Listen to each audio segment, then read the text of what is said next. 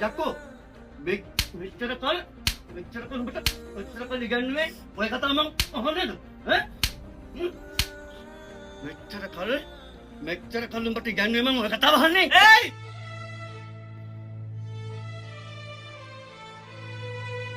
පොඩි කාලේ ඉඳන් හැමදාම ඔහෙ මට ගහපු එක කරේ. අද මම මෙච්චර ලොකු වෙලා ඉතින් මට ගහනවා. පොඩි කාලේ ඉස්කෝලේ හැමදාම මට ගහලා මාව ඉස්කෝලේ ඇතුළේ දැම්මා. ඉගෙන ගනින් කියලා මාව ඒකේ අස්සනම දැම්මා. මට පොඩි හරි අසනීපයක් තිබ්බොත් වරුවෙන් හරි මාව ඉස්කෝලේට ගෙනින් දැම්මා. මට මගේ ජීවිතේ කිසිම නිදහසක් තිබුණා ඔහෙ තාත්තා කෙනෙක් දොයි. පුතා අම්මේ පොඩි කාලේ මට එක ලකුණක් විභාගෙට අඩු වුණාම මගේ කොණ්ඩේ කැපුවා. ඉස්කෝලේ මිස්ලර් සර්ලා ඉස්සරහා මම තට්ටේ කියලා මං ඒ මිනිස්සු ඉස්සරහා මම පුදුම විදියට නෝන්ඩි වුණා. මම පොඩි කාලේ මට මල්ලිගෙන කොලලා මං හිටියා. මට මල්ලිගෙන ලැබුණේ ටික හොඳයි. ඌ තිරිලා මං වගේම දුකක් විඳින මේ මිනිස්සු නිසා. ඒ ඔක්කොම එකතු වුණාම මේ ගේ ඇතුලේ මම හිර වෙලා ඔහෙට තින බයයි හැමදේම එක මගේ දුක මේ පපුව ඇතුලේ තාම දැවි තියෙන්නේ. පොඩි කාලේ සෙල්ලම් බඩුවකින් මම සෙල්ලම් කරලා වැටුනහම ඔහෙ මුලින්ම ඇවිල්ලා ඉස්සේ සෙල්ලම් බඩුව. ඒ සෙල්ලම් බඩුවේ වටිනාකම 100ට එකක්වත් ඔහෙ මට ආදරේ කරේ නැහැ. ඔය ඇත්තටම තාත්තා කෙනෙක් දොයි. අම්මේ ඔයා අඬන්න එපා අම්මේ. මගේ මුළු ජීවිත කාලෙම මම ආස කරේ අධ්‍යක්ෂකවරයෙක් වෙන්න.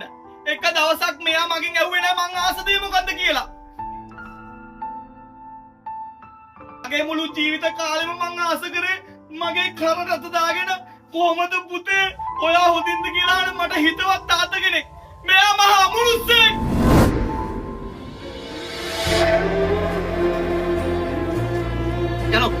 යනවා ඇතුළට. යන්න බෑ කියන්නේ මොකද්ද?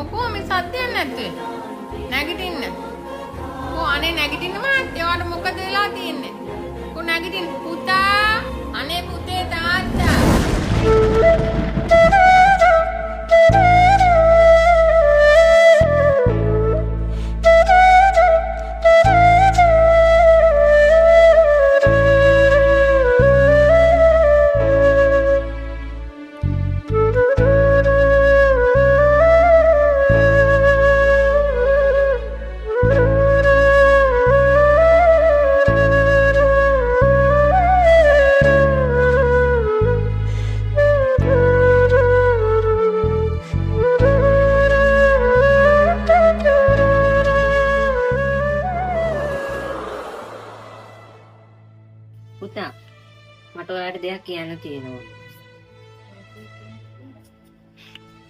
පුතා මට ඔයාලට දෙයක් කියන්න තියෙනවා. ඔයා දන්නවද පුතා? තාත්තා ඔයාව ඉස්කෝලේට බලෙන් ඇරියට තාත්තා හොඳටම දන්නවා ඔයා ඉස්කෝලේ ඇතුලේ සතුටින් ඉන්නවා කියලා. පුතා දන්නවද?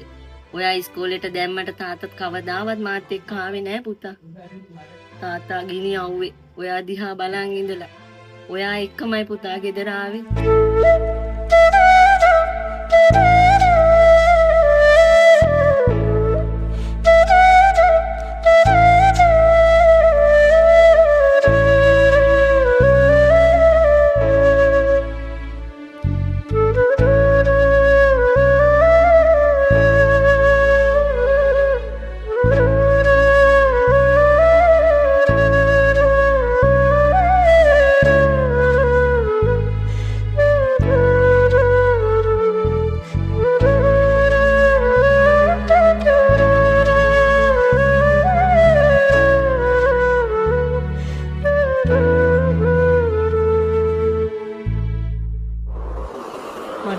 රත්තරන් පුතේ.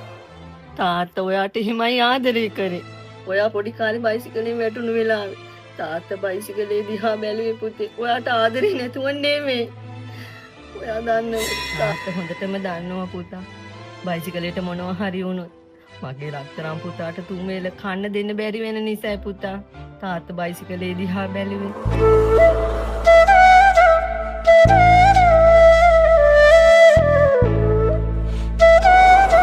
පුතා දන්නවද පුතා පොඩි කාලේ මල්ලි කෙනෙක් කිල්ලිල්ල ඇඬුවට පුතා තාත්තා හැමදාම කිව්වේ යාගේ ආදරේ වාට විතරක්ම ලැබෙන්න ඕන කියලා. ඒකයි පුතා ඔයාට මල්ලි කෙනෙක් ගේනවටවත් එයා කැමති වුණේ නැත්තේ. ඉතර කැපකිරීම කරපු තාත්තා. ඔයා ඉස්සරහ නපුරු කෙනෙක් වගේ හිටියේ පුතේ. ඔයාට හොඳට උගන්නලා ඔයා හොඳ තැනකට ගේන්න ඕන නිසා.